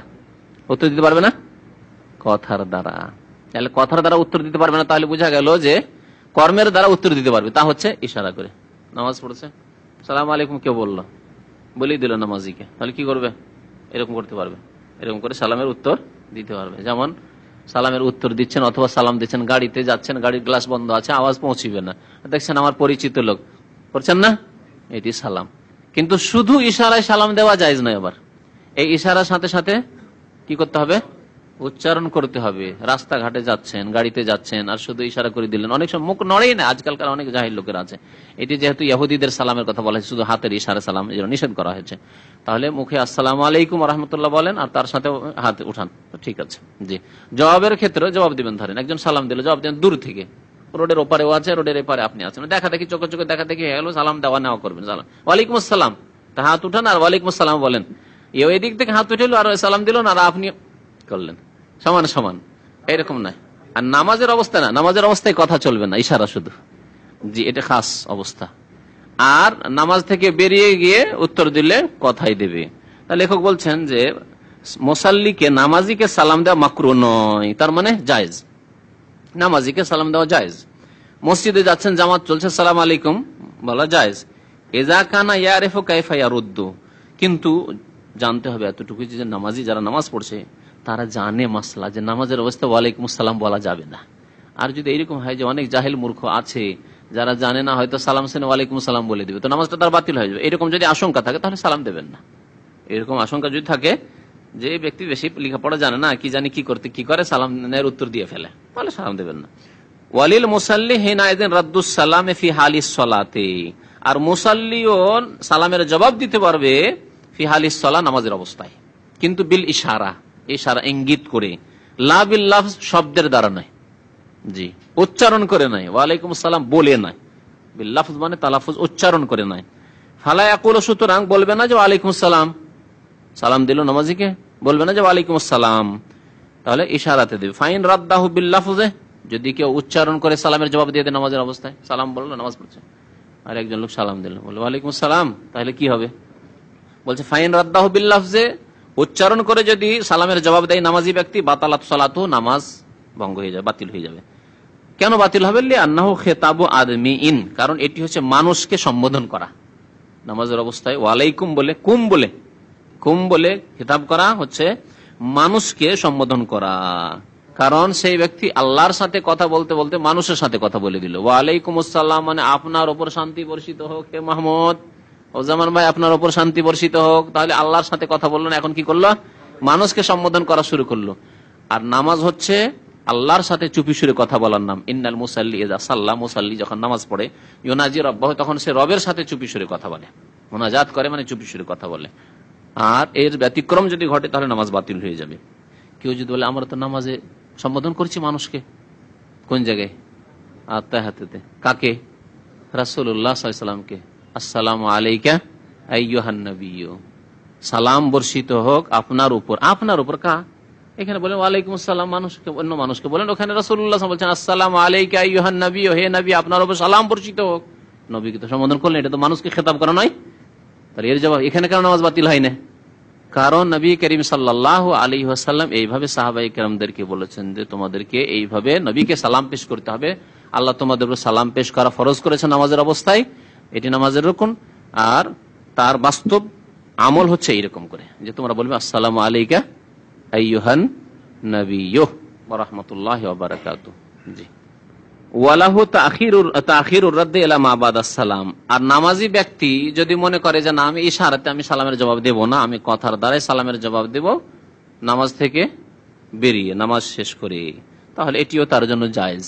এর জন্য বিলম্বের জন্য সে গুনাহগার হবে না, বরং বিলম্ব করতে পারে। ওয়ালাহু তাখিরুর রাদ্দে, রাদ মানে জবাব দেওয়া, জবাব দেওয়াকে বিলম্ব করতে পারে সেই ব্যক্তি ইলা মা বাদাস সালাম, সালাম ফিরার পর পর্যন্ত।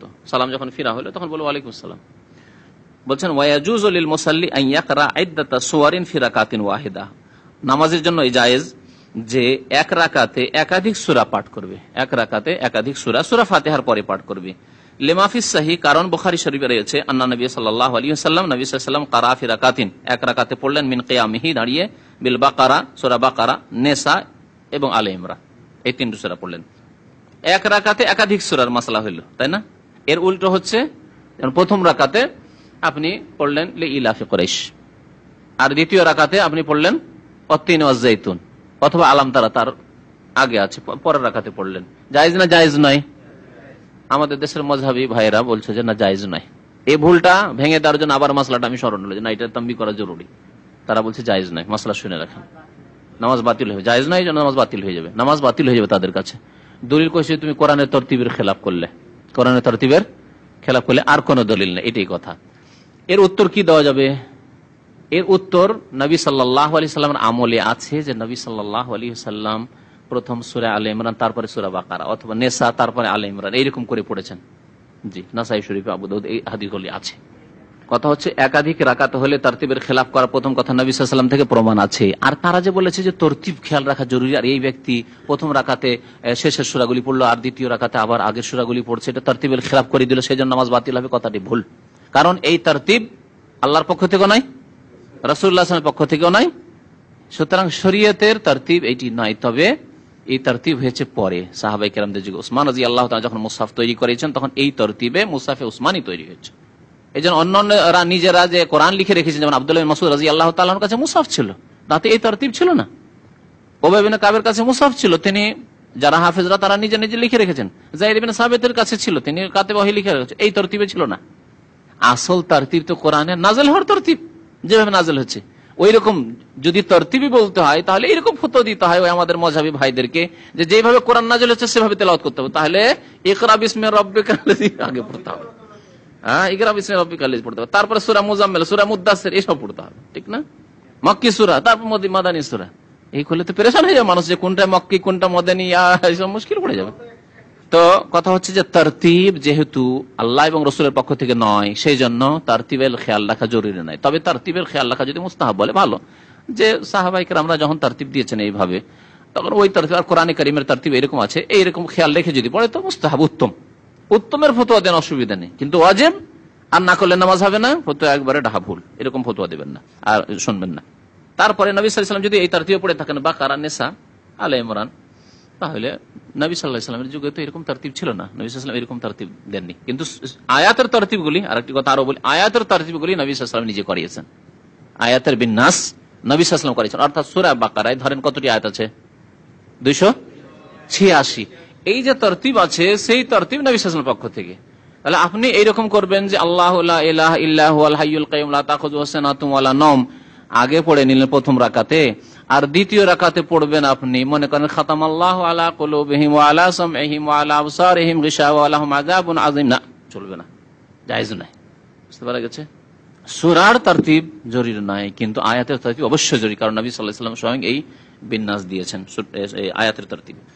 যেমন ছোট সূরাই ধরেন, ছোট সূরাকে উল্টো করে পড়তে পারবেন, এটা আপনার বিবেকই ধরে না, যে সাব্বিহ ইসমা রাব্বিকাল আলা পড়বেন, বা হালাত হাদিসুল গাসিয়া প্রথম রাকাতে পড়বেন, আফালা ইয়ানজুরুনা ইলাল ইবিলি কাইফা খুলিকাত ওয়া ইলাস সামাই কাইফা রুফিআত ওয়া ইলাল জিবালি কাইফা নুসিবাত, আর ইলা আখিরি পড়লেন। তারপরে দ্বিতীয় রাকাতে পড়ছেন হালাত হাদিসুল গাসিয়া ওয়াজুহু ইয়াউমা ইদিন খাসিয়া। আপনার বিবেকে ধরছে? জায়েজ নয়। তো ওই রকমই বড় সূরাগুলি সম্পর্কে আপনাকে খেয়াল রাখতে হবে, যে আয়াতুল কুরসি আগে আছে না আমানা রাসূল আগে আছে, আপনাকে খেয়াল রাখতে হবে। ওয়া ইয়াজুজু লাহু, আর নামাজের জন্য জায়েজ আন ইউকাররিরা কিরাআতাস সূরাতি ফারাকাতাই, এটা হচ্ছে যে একটি সূরাকে, এটাকে অনেকে আমাদের দেশের মানুষ নাজায়েজ মনে করে, সুবহানাল্লাহ বলা শুরু করে। তা হচ্ছে যে একটি সূরাকে 2 রাকাতে পড়া, প্রথম রাকাতে আলাম তারা কাইফা ফাআলা পড়লেন, দ্বিতীয় রাকাতে আলাম তারা কাইফা ফাআলা। যদি এরকম পড়ে তো সবাই সুবহানাল্লাহ বলা শুরু করে না? দেখেছি এরকম অনেক সময় আমাদের দেশের, আমরা তো ভুল করেই পড়ে, ইচ্ছা করে কেউ পড়ে না, কিন্তু তারপরে যদি পড়ে নেয় তাহলে সুবহানাল্লাহ বলা শুরু করে, জানে না, যাই হোক, মানে তামবিগ দেওয়া শুরু করে যে ভুল করে দিয়েছেন আপনি। 2 রাকাতে জায়েজ আছে, নবী সাল্লাল্লাহু আলাইহি ওয়াসাল্লাম ইজাজুল জালাতিল আরজু জিলজালাহ পড়েছেন 2 রাকাতে। তাহলে মুসাল্লির জন্য জায়েজ আন ইউকাররিরা কিরাআতাস সূরাতি ফি রাকাতাইন, একটি সূরাকে বারবার পড়বে ফি রাকাতাইন 2 রাকাতে, পুনরায় পড়বে 2 রাকাতে। তাকরার করা মানে পুনরায় পড়া 2 রাকাতে একই সূরা।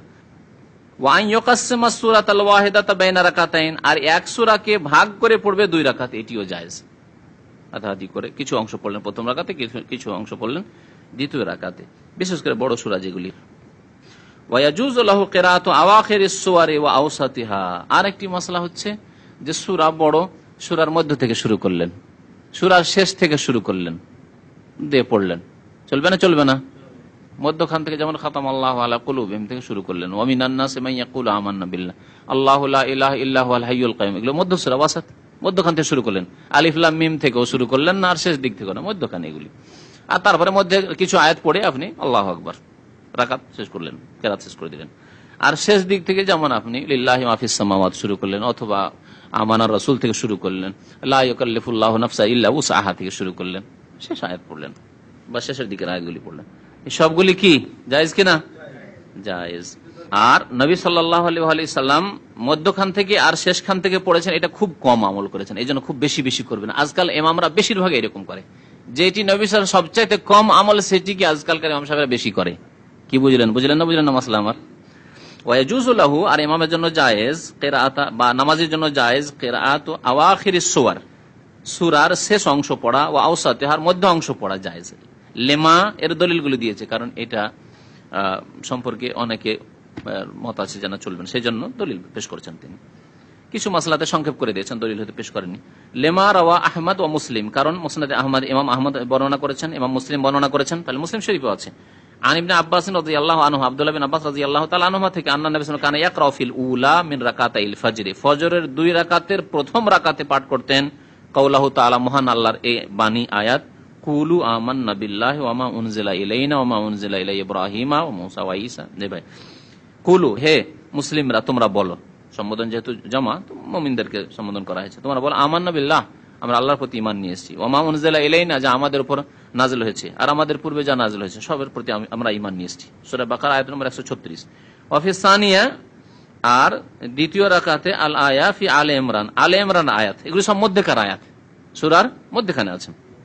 বলিয়া আহলাল কিতাবে, হে নবী আপনি বলুন, হে আহলে কিতাব, হে ইয়াহুদ এবং নাসারারা, তাআলাউ ইলা কালিমাহ, তোমরা আসো এমন একটি কথার দিকে, এমন একটি বাক্যর দিকে, সাওয়াইম বাইনানা ওয়া বাইনাকুম, যা আমাদের এবং তোমাদের মাঝে সমান, মানে তোমরাও সেটা মানো আর আমরাও মানি, সেটি হচ্ছে আল্লাহর একত্ব তাওহীদ। তাআলাউ ইলা কালিমাতিন সাওয়াইম বাইনানা ওয়া বাইনাকুম আল্লা না'বুদা ইল্লাল্লাহ, আর তা হচ্ছে যে আমরা সবাই মিলে কি করব? একমাত্র আল্লাহর ইবাদত করব, আল্লাহ ছাড়া কারো ইবাদত বন্দেগী করব না, ও জাইরেরও করব না, আর ঈসারও করব না, মুসারও করব না, আর ওলি আউলিয়ার নাম দিয়েও করব না, সালেহিনের করব না, একমাত্র আল্লাহর ইবাদত বন্দেগী করব। আল্লাহ না'বুদা ইল্লাল্লাহ ওয়ালা নুশরিকা বিহি শাইআ, আর এই কথাও আমরা সবাই এক, তোমাদের দিন আমাদের দিনই এক, কারণ তাওহীদ সবার দিনে, মুসা আলাইহিস সালাম নিয়ে আসা দিনেও যে তাওহীদ ছিল সেই তাওহীদ নিয়েছেন নবী সাল্লাল্লাহু আলাইহি ওয়াসাল্লাম। সুতরাং আমরা আল্লাহর সাথে কাউকে শরীক করব না, ওয়ালা নুশরিকা বিহি শাইআ ওয়ালা ইয়াত্তাখিযা বা'দুনা বা'দান আরবাবা মিন দুনিল্লাহ, আর আমাদের একে অন্যকে পৃষ্ঠপোষক বা রব প্রভু হিসাবে গ্রহণ করবে না, বিধান দাতা হিসাবে গ্রহণ করবে না, প্রতিপালক হিসাবে, লালন পালনকারী হিসাবে গ্রহণ করবে না। রবের সবগুলি অর্থ মিন দুনিল্লাহ। তাহলে মানুষের বিধান যদি মানব রচিত বিধান মানে, তাহলে সে মুশরিক হবে এই আয়াতের আলোকে। ওয়ালা ইয়াত্তাখিযা বা'দুনা বা'দান আরবাবা মিন দুনিল্লাহ, যদি তার প্রতি বিশ্বাস করে, করে ওয়ালা ইয়াত্তাখিযা বা'দুনা বা'দান আরবাবা মিন দুনিল্লাহ, রব হিসাবে গ্রহণ করবে না, প্রভু হিসাবে গ্রহণ করবে না মানুষকে।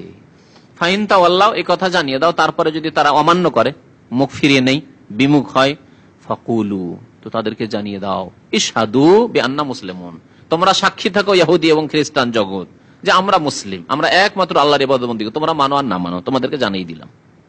এই আয়াত নবী সাল্লাল্লাহু আলাইহি ওয়াসাল্লাম পড়েছেন মধ্যখান থেকে, সূরা আলে ইমরান আয়াত নম্বর 64। ওয়ালি উমুমি কাওলিহি তাআলা, আর মহান আল্লাহ রাব্বুল আলামিনের আম আদেশ রয়েছে, সেটি হচ্ছে যে তোমার যেটা সহজ সেটা পড়ো, ফাকরাউ মা তায়াসসারা মিনাল কোরআন, কোরআন থেকে যা সহজ সাধ্য হয়, তোমার যেটি ভালোভাবে মুখস্থ আছে সেটাই কি করো, নামাজে পড়ো। আপনার শুরু থেকে সূরা বাকারার মুখস্থ নেই, কিন্তু মধ্যখানে মুখস্থ আছে কিছু আয়াত, শেষখানে মুখস্থ আছে, এইরকম সূরা আলে ইমরানের মধ্যখানে মুখস্থ আছে, অন্যান্য সূরার মধ্যখানে কিছু আয়াত মুখস্থ আছে, তাহলে ওগুলি পড়েন যেগুলি ভালো মুখস্থ। ফাকরাউ মা তায়াসসারা মিনাল কোরআন, কোরআন থেকে যা সহজ তাই তোমরা পাঠ করো। সূরা মুজাম্মিল আয়াত নম্বর 20।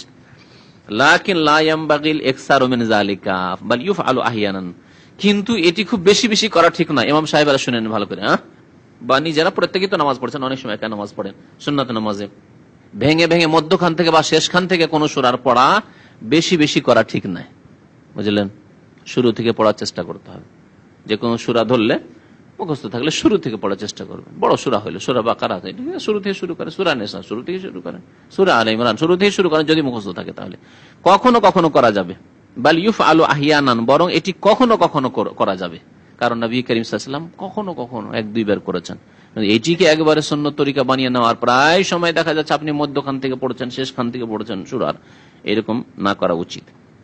আরেকটি মাসলা মুস্তাহাব অথবা জায়েজ, মুস্তাহাব বলা যেতে পারে এই ক্ষেত্রে, মুসাল্লির জন্য যখন এমন আয়াত আসবে যাতে আল্লাহর আযাবের কথা উল্লেখ করা হয়েছে, তখন আল্লাহর কাছে আযাব থেকে আশ্রয় গ্রহণ করা। কোরআনের আয়াত হলো কুল নারু জাহান্নাম আশাদ্দু হাররান, হে নবী আপনি বলে দেন যে জাহান্নামের আগুন হচ্ছে অত্যন্ত উত্তপ্ত। তখন আপনি বলেন আল্লাহুম্মা ইন্নী আউযু বিকা মিনান নার। নামাজের অবস্থায় আয়াত শেষ হতেই আপনি আল্লাহর কাছে আশ্রয় গ্রহণ করেন, জি আশ্রয় কামনা করেন, পানা চান। এইরকমই যখন আল্লাহর নিয়ামতের আয়াত আসবে, যে কোনো নিয়ামত, দুনিয়ার হোক আখিরাতের নিয়ামত হোক, তখন তা আপনি কি করতে পারবেন, চাইতে পারবেন। ইন্নাল্লাযীনা আমানু ওয়া আমিলুস সালিহাতি কানাত লাহুম জান্নাতুল ফিরদাউস নুজুলা, তখন বলেন আল্লাহুম্মা ইন্নী আসআলুকাল জান্নাহ, আল্লাহুম্মা ইন্নী আসআলুকাল জান্নাতাল ফিরদাউস বলতে পারবেন। তবে যেখানে ফিতনা হওয়ার আশঙ্কা আছে, জাহের মূর্খ সমাজ আর ইমাম সাহেব যদি মধ্যখানে আয়াত থেকে থেমে যদি আল্লাহুম্মা ইন্নী আসআলুকাল জান্নাতাল ফিরদাউস করতে শুরু করে, বলে কি করতে লাগলো রে, সুবহানাল্লাহ আল্লাহু আকবার বলা শুরু করে দিবে।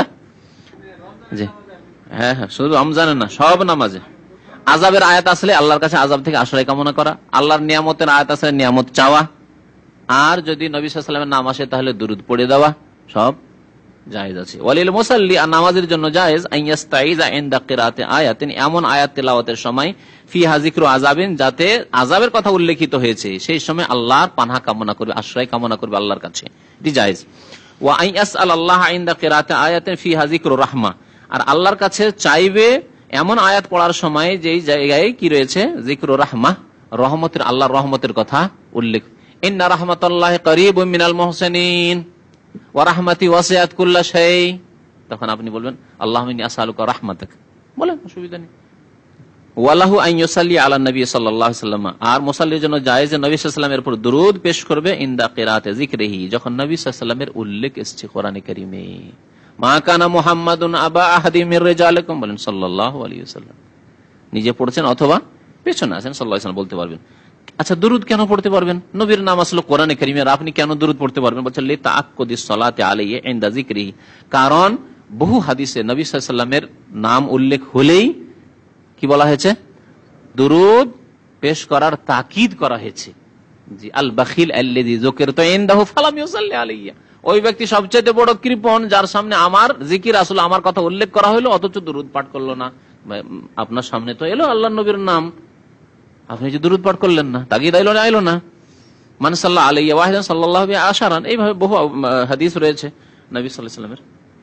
হাযিহি জুমলাতুম মিনাল উমুর আল্লাতী ইউস্তাহাব্বু লাকা আও ইউবাহু লাকা ফিলুহা হালাস সালাতি। লেখক বলছেন যে এই কয়েকটি বিষয়, জুমলাতুন মানে কয়েকটি বিষয়, জুমলাতুম মিনাল উমুর, এই কয়েকটি বিষয় উল্লেখ করা হলো আল্লাতী ইউস্তাহাব্বু লাকা, যা আপনার জন্য মুস্তাহাব করা ভালো, আও ইউবাহু লাকা বা আপনার জন্য জায়েজ, ফিলুহা সেসব কাজগুলি করা নামাজের অবস্থায়, নামাজের অবস্থায় এই কাজগুলি করতে পারবেন বা এই কথাগুলি বলতে পারবেন। আর আরাদনাহা আলাইকা, আপনার সামনে পরিবেশন করলাম, পেশ করলাম, রাজা আন তাস্তাফিদা মিনহা, এই আশা নিয়ে যে আপনি এর দ্বারা উপকৃত হবেন, ওয়া তা'মালু বিহা, এবং এর উপর আমল, ওয়া তা'মালা বিহা, এর উপর আমল করবেন, হাত্তা তাকুনা আলা বাসীরাতি মিন দীনিক, যাতে করে আপনি এগুলি শিখে দিন সম্পর্কে সজাগ থাকেন, আপনি দিন সম্পর্কে আপনার কাছে ভালো জ্ঞান থাকে, সজাগ থাকেন, জেনে শুনে আপনি আমল করেন, না জেনে আমল করবেন এটি হবে কেমন, যেমন আমের গাছে, ফলের গাছে ঢেলা মারার মতো, ঢেলা মারলেন, পড়লো নাই পড়লো, তো ওইরকম ঢেলা মারা ইবাদত করবেন না, ইবাদত করবেন জেনে শুনে যে হ্যাঁ আমি ঠিক করে নিশানায় মারতে পেরেছি। ওয়া নাসআলুল্লাহ লানা ওয়া লাকাল মাজিদ মিনাল ইলমিন নাফি ওয়াল আমালিস সালিহ, আল্লাহর কাছে কামনা করি আমার জন্য, আমাদের জন্য, আপনার জন্য আরো অতিরিক্ত অধিক উপকারী ইলম এবং নেক আমল। আল্লাহ রাব্বুল আলামিন রাসূল সাল্লাল্লাহু আলাইহি ওয়াসাল্লাম উপকারী ইলম এর জন্য দোয়া করতে বলেছেন, যে কোনো ইলমের জন্য নয়, কারণ অনেক ইলম আছে যা ক্ষতি সাধন করে, সুতরাং উপকারী ইলম চাইতে হবে, আল্লাহুম্মা ইন্নী আসআলুকা ইলমান নাফিয়া। আর আমল সব আমল না, খারাপ আমল না, আমল চাইতে হবে কি আমলে সালেহ, আর আমলে সালেহ হচ্ছে, সৎ আমল হচ্ছে যা আল্লাহর জন্য করা হয় আর যা রাসূলুল্লাহ সাল্লাল্লাহু আলাইহি ওয়াসাল্লামের তরিকায় করা হয়, এইরকম আমল হইতে হবে। খেয়াল খুশি আপনি ভালো কাজ মনে করে করলেন অথচ বিদআতি কাজ করলেন, তা নয়। ওয়ালা ইউলাম আন্নাস সালাতা ইবাদাতুন আযীমা, আর জেনে রাখা উচিত যে নামাজ হচ্ছে মহান ইবাদত। নামাজ হচ্ছে কি? মহান আজিম ইবাদত। আর আমাদের দেশের এক শ্রেণীর লোকেরা যারা রাজনৈতিক ব্যাখ্যা করেছে ইসলামের, তারা বলছে যে সবচাইতে বড় ইবাদত ইবাদতে কুবরা। তার কিতাবে লিখেছে সবচেয়ে বড় ইবাদত বা ইবাদতে কুবরা হচ্ছে কি? হুকুমতে ইলাহি ইকামতে দিন, হুকুমতে ইলাহি কায়েম করা, মানে পার্লামেন্ট দখল করা। জি, গদিতে পৌঁছা। তো গদিতে পৌঁছে গেলে বড় ইবাদত করতে পারলো। আর নামাজ রোজা এগুলি হচ্ছে ট্রেনিং কোর্স। নামাজ রোজা হজ জাকাত ট্রেনিং কোর্স করে বড় ইবাদত পর্যন্ত পৌঁছিতে হবে। এগুলি সব ওয়াসাইল, মাধ্যম। এই মাধ্যম দিয়ে গিয়ে গায়াত মানে টার্গেটে পৌঁছা। টার্গেট হচ্ছে পার্লামেন্ট। তাহলে মসজিদ তৈরি করা, মসজিদ সুন্দর করা, মসজিদে নামাজ পড়া, মসজিদ আবাদ করা, মাদ্রাসা, ইসলামিক শিক্ষা, এই সবগুলি হচ্ছে মাধ্যম ইবাদত। আর টার্গেট ইবাদত হচ্ছে জি গদিতে পৌঁছা। আর এই টার্গেটে পৌঁছার জন্য এমন তাড়াহুড়া লাগাইলো যে যিনি এই কথা এই ব্যাখ্যা করলেন ইসলামের, তার কথাই অমান্য করলো। তিনি যে কাজটি কুফরি বললেন, বলছে আর সবুর করা যাচ্ছে না, আর ধৈর্য ধরা যাচ্ছে না, আর কতদিন ধৈর্য ধরবো? আপনিও মরে গেলেন এই অবস্থায়, হুকুমত এলাহি কায়েম করতে পারলেন, আর আমরা এরকম অবস্থায় মরে যাব। আর আপনি গণতন্ত্রকে কুফরি ফতোয়া দিয়ে রেখে দিলেন। না, আপনারই ফতোয়া আর মানছি না, আপনারা তকলিদ করছি না, এখন আমরা মুজতাহিদ। সুতরাং ইউরোপিয়ান আর আমেরিকান গণতন্ত্রই হচ্ছে ইসলাম, আর এর মাধ্যমে আমরা তাড়াতাড়ি করে ফল খাবো। এই ফল খাতে শুরু করলো, আর পার্লামেন্টে তারা পৌঁছে গেল। কথা বুঝতে পারছেন না? এই হয়েছে বর্তমান এই জামাতটির অবস্থা। লা ইয়াজুজু আন ইউফআলা আও ইউকালা ফিহা ইল্লা ফি হুদুদিশ শারঈ আল ওয়ারিদ আন রাসূলিল্লাহ সাল্লাল্লাহু আলাইহি ওয়াসাল্লাম বলছেন যে নামাজ যেহেতু একটি মহান ইবাদত, সুতরাং নামাজে এমন কিছু করা বা এমন কিছু বলা জায়েজ নয় যা শরীয়তের সীমানার বাইরে। শরীয়তের সীমানায় যা আছে, মানে যতটা অনুমতি আছে করার তাই করতে পারবেন, যতটা অনুমতি আছে বলার নামাজের অবস্থায় তাই বলতে পারবেন। আর যা প্রমাণিত আলওয়ারে, যা প্রমাণিত রাসূলুল্লাহ সাল্লাল্লাহু আলাইহি ওয়াসাল্লাম থেকে, ফাআলাইকা বিল ইহতিমামি বিহা, সুতরাং আপনি এই ক্ষেত্রে গুরুত্ব আরোপ করুন। ও মারিফাতে মা ইউকাম্মিলুহা, এবং সেসব বস্তু জানুন, সেসব জিনিস জানুন যা নামাজকে পূর্ণতা দান করে। ওমা ইউনকিসুহা, নামাজে ঘাটতি সৃষ্টি করে, নামাজে ত্রুটি পয়দা করে, সেসব জিনিসকে জানুন এবং সেগুলি থেকে বেঁচে থাকেন। হাত্তা তুআদ্দিহা আলাল ওয়াজহিল আকমাল, যাতে করে নামাজকে সুন্দর রূপে, পূর্ণাঙ্গ রূপে আপনি আদায় করতে পারেন। আল্লাহ যেন আমাদেরকে তৌফিক দান করেন। আমিন ইয়া রাব্বাল আলামিন। ওয়া সাল্লাল্লাহু আলা নবিয়িনা মুহাম্মদ ওয়া আলা আলিহি ওয়া